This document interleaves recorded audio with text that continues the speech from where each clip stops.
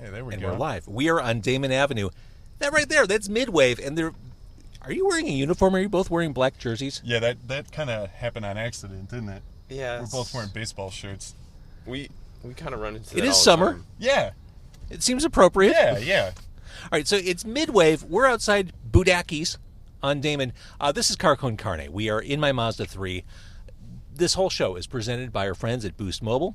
Gentlemen, what do you think of this phone? It's a handsome phone, right? It's a beautiful phone. And it's moving quickly. It's on the super fast Boost Mobile network. That's a Boost Mobile? That's what I'm saying. That's why it's good. Yeah.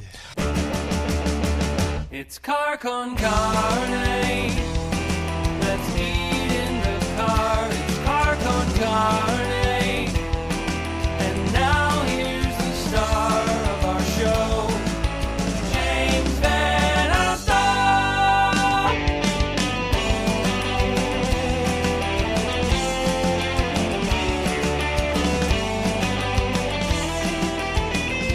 So here we are. It's Midwave. Welcome to Car Con Carne. We've got a bag of hot dogs. Didn't mean to obscure your face for the Facebook Live. We've got a bag of hot dogs, and by God, we're going to eat them. Before we begin, see, it's a delicate balance getting everything in order here in the Mazda 3. Of food in the right spot. But you got to admit, the Mazda 3 accommodates live interviews very well. Nice and airy. You've got all the mics. Got the everything. moonroof for lighting here. It's stunning. I should show as visual aids the latest one from Midwave right here. That one's guest service. Guest service. And we're going back a little bit. Midwave. Midwave, if you like these guys, they're not playing in the car. We're going to talk about their music, so it's kind of a conceptual thing. As we discuss the music, I want you to imagine what it sounds like. You can see them. They are playing Cubby Bear at the end of the month. They're playing on Thursday the 30th. This is it. This is the Chicago finals for Next to Rock. 5 Chicago bands made it to the final round in Chicago. This is a national competition. Huge name judges are involved with this. Jonathan Davis of Korn at the national final level. Chris Jericho of Fozzy and Chris Jericho fame, pro wrestling. But locally, the 5 finalists, I wrote it down, even though I know all the bands, when I'm on camera, on mic, I know I'm going to mess this up. It is Midwave. Hello. Take the Reins, a previous guest on Car Con Carne. Like Language, previous guest on Car Con Carne. The 2 members of Like Language, by the way, now married. So, your move, Midwave. The Giving Moon, also on the bill, and Friday Pilots Club. 5 bands, a bargain at any price, and one of those bands will be named the Chicago winner of Next to Rock. It's all presented by my friends at 101 WKQX, where I work. All right, so, Midwave, before we talk about your band, we have hot dogs. We do, yeah. Sitting on the dash, and it seems cruel to just tantalize ourselves with them. I can agree with that. All right. The hazards of dragging food across the dash. There go the wipers. Smear the box. That's all you got to do. Did I mention that you're Kyle and Aaron? Did I say that out loud? Brandon? Brandon, yep, that's me. I could be Aaron. I'm terrible. You're Aaron for tonight. He's just Aaron, yeah. I'm Aaron. Kyle and Brandon are here. It is Midwave. And I'm going to start distributing hot dogs. Thank you. See, this is going to drive me crazy for the rest of the interview. I'm going to obsess about this. Oh, that's okay. We've let these sit long enough that the bags are actually tearing through. Nice, yeah. It's like that the Simpsons one where it's so clear that the bird flies through. It's transparent bags. Budacki's has been here forever. I used to live not far from here in Ravenswood, and they asked what we wanted on our hot dogs. The simple answer is Everything. everything. Yeah, which does not come with ketchup. No, here's the thing. I don't need ketchup on my hot dog. I just don't do it. I'm not one of those guys who's militantly angry at people who do. Okay. I'm not one of those people who's going to drag someone out of Byron's down the street by their collar and berate them for using socially unacceptable condiments. Whatever. I have kids. They put ketchup on hot dogs. There you go. I'm not going to berate them. There are other things to be upset with them about. Not picking up after themselves. That's one of those things. All right. So here we go. This is the Budacki's hot dog. Yeah, I've never been here either, so I'm excited. Are you guys north side, south side? We are right outside of the city in northwest suburbs, actually. Because you flew here. Yeah, we I don't know if we flew, right? Well, you were super early. You beat me here, and you were like 20 minutes early, which is not rock and roll.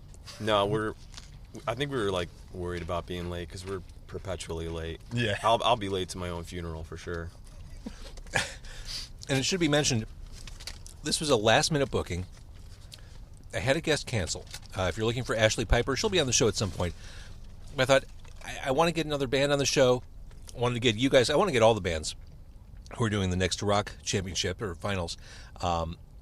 You did it like drop of a hat. You said sure. Well, I appreciate it. Thank you for the last-minute turnaround on this. We're happy to be here. Not only did you agree to it, you're early. Amazing. So the band Midwave, I don't think I'm wrong in saying you're almost defiantly unwilling to be categorized with the music you create. That's my number one problem. Whenever we have like a form to fill out or we have to talk about ourselves to someone else, and it's like, what kind of style of music are you? And so I always just default to pop rock. Okay. Because I think of like Tower Records, way back in the day, Tower Records, where every band that was vaguely pop or vaguely rock would all be in the pop rock section. And that's the easiest way for me to describe it. Well said. But I mean, there are horns, there's cool electronics and guitars and instrumentation and guest female vocals, and you do all this neat stuff. Yeah, and the most recent album kind of explored some new sounds that we didn't have on the first one, and it was kind of like an interim record a little bit where we got to play around with like some extra different things like the horns, the violins. There's some woodwinds on one of the songs.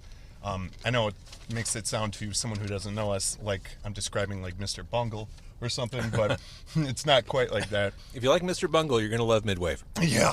You might be in for a slight rude surprise. But I love it. And some of the songs we're talking about, Something's Gotta Give, a song as heard on the radio, and Demo 312, that opens with the horns. That just presents, that announces yourself as something different from the rest of the pack. Which, thank you once again, by the way, for jamming that song, because that was all. Yeah, I don't play amazing. songs. I don't play songs. I jam them. You jammed them, exactly. You jam right. Live. Thinking Out Loud from the album. That one's been kicking around for a while with you guys. You weren't going to let that one just sit in the past. You wanted to bring it to the future. So you did some homework. Dude, don't you know who I am? I do. He's the one click we get on our music. It's me. Yeah, so Thinking Out Loud was actually... That song is even older than you would think.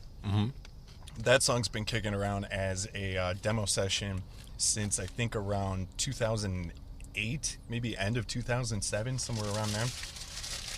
Went through a bunch of different iterations, used it for a few different purposes too. And then when the Pink record guest service was coming about, I had already worked with this girl, Mina Tobias, who is the daughter of this actress, Mädchen Amik, from Twin Peaks. Oh, okay, right on. Riverdale, I think, a couple other things. I had linked up with her via the internet because she's out in L.A. and kind of approached her with the song. I was like, you want to sing on this? Wait, just cold? You didn't have a connection at all? I had seen... That's ballsy. Well, I'm a huge Twin Peaks fan, so I followed like a bunch of different Twin Peaks websites and stuff like that, and had accidentally just through, a click hole coming across tangentially, oh, this is related to one of the people who was on there, and I found her SoundCloud. Listened to it, and I loved her voice, and was like, you know what? Screw it. I'm going to email her. And I ended up That's working not how out. that's supposed to work. That is how majority of any of the connections or success we've had has been just like cold call. Hey, I hope you don't delete this right away, but I just want to introduce and, so. I find this very interesting. I had a band in my car a couple weeks ago, a band called Parker. They're from the Hegwish area. They're the pride of Hegwish, in fact. Okay. And Parker was telling me how they do the same thing. They hooked up with Adam Cryer of AM Taxi and Lucky Boys Confusion the same way. Just messaged him cold, out of the blue. Next thing you know, he's working on the album with them. Yeah. So I'm feeling a trend. That is how the Yellow album came to be, because that we owe a huge amount of what we had done to Dan Konopka, who's the drummer of OKGO. I was going to ask what that connection was. Well, Dan plays on one of those songs. He produced several of the songs, mastered the whole album, and then we ended up having a big connection with him that I still do. I still talk to him, just going back and forth. he remixed one of our songs. He and I remixed an OKGO song for their most recent one. The whole connection, it started, actually, I was at a, I was going to call it double door. At the Dubby door. Yeah, at the Dubby door, the old dub door. And I saw one of Tim, the bass player of that band, had a side band called Pyramids. I was talking to him at like their merch table or something because I had their record, and the last remix I thought was super cool, and it was DMK remix, so I had no idea who it was. And it turns out that was Dan. So it was the same thing. I cold emailed him and was like, hey, I love your guys' music. I love what you did with that remix. I would love to do something, anything. And that's how the relationship started. I love that. These hot dogs are really good. Yeah, they are. Eat I know. your hot dog. I'm taking little bites here. You doing okay back there? I'm doing great. All right. I want to say hi to Chef Ben Randall, who's watching. Also, Tyler Wildy. If you guys are ever in the McHenry area, Tyler owns a place called Epic Deli. Oh. Ridiculous. You know Epic Deli? I know Epic Deli very well. In fact, if you're planning to go there next month, stop eating now. Save room. I want to say hi to Richie, who's watching, Deborah Lynn, who's watching, and Mark. Thank you all for watching. This whole thing will be an audio podcast, very beautifully mixed and normalized and presented in a stunning oral display on carconcarne.com. Crinkles and everything. I've said it before, there is nothing more attractive than listening to adults chew on a microphone. It's delicious sounding. Penny says, looking good, guys, and she's clearly referring to... Yeah, that's my ma. Is it really? Hi, ma. It's a little embarrassing. Mom, told you never to Facebook Live me here. No, she's come a long way on Facebook. She's doing great. You've helped shepherd her along the way? No, she ghosted me on Facebook. My ma ghosted me. How does that happen? Did she really? Yeah, she had a Facebook account for like a while, and then she's like, "Oh, I'm on there." I was like, "What? Like, you didn't add me?" Mom, stop ghosting me. My mom's a savage. Ashley says, handsome men. Again, referring to you. Although we are all bearded. We are all We do have, between the three of us, there is so much ruggedness going on right now. It's almost uncomfortable. There's so much hair. There's so much room for mustard to catch in. There is. Yeah. Ben Randall wants to know where we're eating tonight. It's Budacki's on Damen, right off. We are south of Lawrence Avenue. Which, by the way, that whole strip on Lawrence Avenue, I don't know how often you come this way. I used to live, like I said, not far from here. Yeah. That whole strip was kind of just awful, and there was no reason to go there. Dante's Pizza just opened up over there. I love Dante's Pizza. So you know the neighborhood's in transition. Yeah. BYOB for now. I walked by the door. All right, so I'm here with Midwave, who are gloriously eating. Cubby Bear is where you can see them at the end of the month. With me, I'm on stage. I'll be introducing all 5 of you bands. And I'm not taking sides. I have no partiality. You're here now, but I am neutral. I made a point with the radio station. I said I will not be a judge. In fact, I will not judge battles of the bands ever. Mm-hmm. I never want... Have you ever done it? Once or twice years ago when I started doing local music shows. Okay. And I hate it. Yeah. I hate the responsibility, and I hate... Especially, I want to be ingrained with local bands. I don't want to be someone who pits them against one another or who, shows signs of favoritism. Yeah. So for something like this, I am totally cool being the neutral host. Yeah. Like, I'm the guy who cheerfully gets to bring on these 5 bands and celebrate all 5. You get to be the impartial MC. Oh, yeah. Which is what I think my role should be. Yeah. If I were to define my role. Okay. Tell me about the Synth Batman album. The Synth Batman album. Here's why I ask. You did a song called Ace the Bat Hound, which struck a nerve with me. 2 dogs ago, my dog's name was Crypto, named after Superman's dog from the planet Krypton. Sure. So, in naming Crypto, I considered other superhero dog names, including Ace. No way. Yeah. No one ever knows Ace. Ace the Bat Hound. Yeah. I went through other ideas like Comet, who is the super horse, Streaky, the super cat. I went through this whole thing in my head. Oh, so you're nice and nerdy too. Oh my God. Okay, good. Parker is watching. Parker the band, who I just referenced. Oh yeah. See? And every time I say Parker, I want to say it like J. Jonah Jameson in Spider-Man. Parker! So Ace the Bat Hound. That's a weird compilation that's floating out there on the internet. It is a very weird compilation.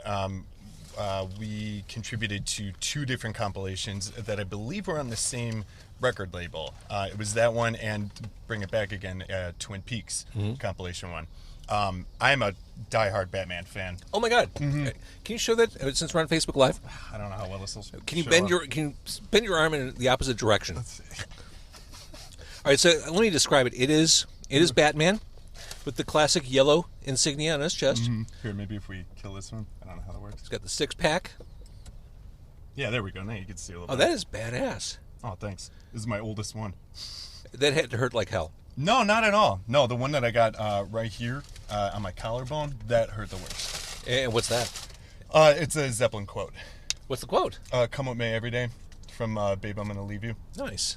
Now that's old school Zeppelin. Yeah, definitely. I From the grew very up on beginning. that. Both of us did. Both of our parents are huge. See, it's long been my belief that classic rock is a Midwestern rite of passage. Yeah, I think so. No matter where you end up musically with your taste, like that whole world, Zeppelin, AC/DC, that's the stuff we're all weaned on, no matter what generation. Hell, you can buy their T-shirts at like Kohl's and Walmart and... Dude, Old Navy. Yeah. It's so bizarre. You're co-opting someone else's past. Right. I'm waiting for like Gadzooks to start selling it too, you know? Parker Band says you need the throat. Did I not say that well enough? Parker! Is that better? I'll work on that. All right, so you're nerdy. Do you collect comics? A little bit. Do you have a prized possession? Like one that's bagged and boarded and you won't share with your friends? Not so much when it comes to... I'm a disgusting movie collector. Like my DVD and Blu-ray collection is out of control, which my wife can attest to. It's alphabetical. It is too. And from what I've learned, spouses love when their male spouses have big collections. They love that stuff. Oh yeah. Really it's popular. Their favorite. Especially if you're squeezed for space in the house. That's a Right. really popular conversation. No, I know we've got a huge like movie rack right in the living room, and I know my wife would win the lottery if I ever got it out of there. She'd be so happy. No, I don't have too many comic books. Nothing of like super value. Although my dad had a really heartbreaking story. He had X-Men #1 at one point, and then I think he had thrown it away or something. I'm sorry, Dad, if I'm getting the story wrong. Well, I mean, back in the day, even before 1963 when that comic came out, I mean, that was just, comic books weren't collectibles. No. They were just it's like the newspaper. Throw it in the trash. It's just a trade. So that's where all those old Batman and Superman comic books ended up. They ended up in the trash heap, which is what makes them so collectible now, because none of them should have made it to the present day. None of them should have survived. So our music might end up collectible one day, because it always ends up in the trash.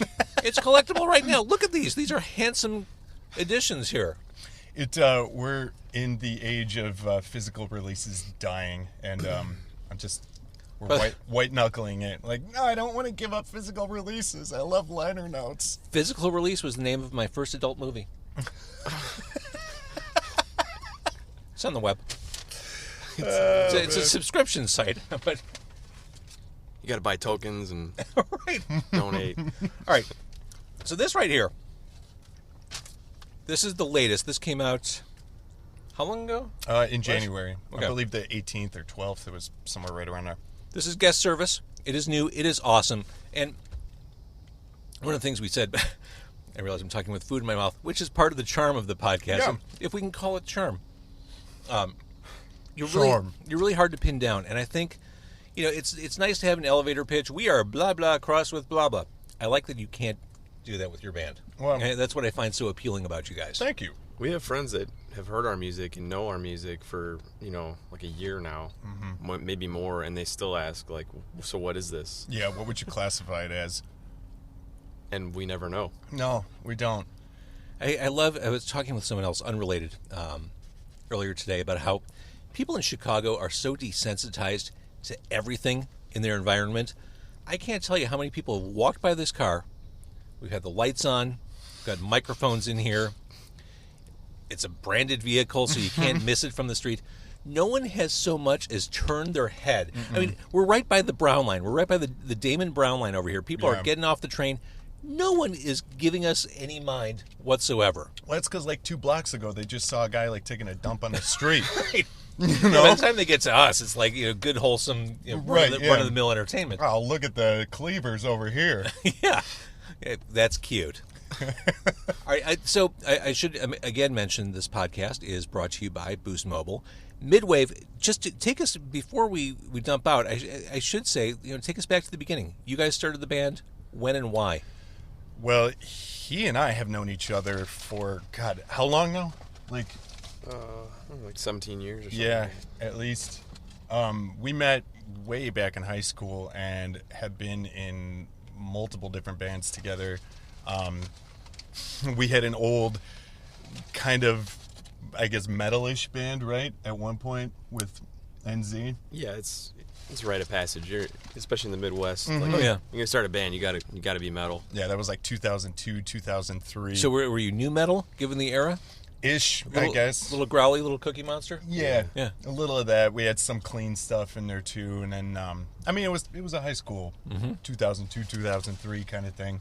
Have you since burned all the demos or tapes of yourself? Oh no, it's Opposite. shamelessly still up online, and in fact, like I found old 4-track recordings from like the year 2000 that Yes, I you made in did. my bedroom, and I digitized them and put them up. 'Cause Good. It's like, why be scared of it? That's part of who you are. I Yeah. agree with you. They're horrible. Don't look them up. They're horrible, but they're there. We almost got hit. That was cool. Wow. All right, so you've known each other forever. You're in bands together. And here you are today. Yeah. Sorry, I had to do that for a friend. What'd you say? Nothing. Ignore me. Done. I'm kidding. We started Midwave. The first thing we had done as Midwave was actually a remix. Even though we didn't start this like with the intent of being a remix band or like remix artists. And the way we always approached remixes was to take only the vocals, like strip all the music away, take the vocals, and then write a brand new live band song underneath it. I like that approach. Yeah, just because it was different, and Yeah. like instead of just throwing it into, and not that there's anything wrong with that, but we just wanted to, you could put a club beat on top of it and then call it a day. Yeah, but I like the artistic challenge I think that approach gives you. I always liked groups like there's this guy RAC. I don't know if you're familiar with him. He did kind of similar things where he would like take a band's material, just ditch everything but the acapellas, and then write a brand new song underneath it. And I thought that was fun, like, because it's less of a remix and more like, what would I do with this song if we got to produce this kind of thing. So that was the first thing that we did, and that was for that Pyramids, which was the OKGO side band. For all of them too, he wouldn't even show me the original song because I don't. You don't want that in your head. We both listen to very different music, I think, in our own time. Definitely. So a lot of the stuff that he ends up like coming across, I would have no idea what it sounded like. So when we were doing those remixes, he was just like, "Here's the vocals. Like, what do you think should be here?" So it was actually, I don't know, it was like drawing on paper, but with music. I'll say hi to Don, who's watching. This is Midwave. Love this band. Take a shot on these guys and the 4 other bands who are competing at Cubby Bear at the end of the month. One thing I keep coming back to when it comes to talking about local music or even independent music with other people, it can seem overwhelming. Like, I don't know where to begin. I don't know what I like. I don't even want to, start going to clubs at 11 o'clock at night on a Wednesday hoping I find gold. I'm telling you, here's a great entry point to the Chicago music scene. These 5 bands, they're awesome. They're all at a solid level, songwriting, performance. Midwave is awesome. See them at Cubby Bear. There's more information on the radio station website, 101WKQX.com. Right there on the front page, click on Next to Rock. Thank you guys for doing this last minute. Thank you so much for having us on. I really appreciate it. I'm ready for a few more hot dogs. Which, Yeah, right. The first hot dog is always like it's like a starter hot dog. It gets It's you a going. tease. Yeah. Dip your toes in. Exactly. It's a fine entry point. But thank you for eating hot dogs. Thank you for doing this. I want to thank you for watching on Facebook Live. Thank you for listening. And thanks to Boost Mobile for sponsoring this whole darn thing. Midwave, everybody. Thanks for having us.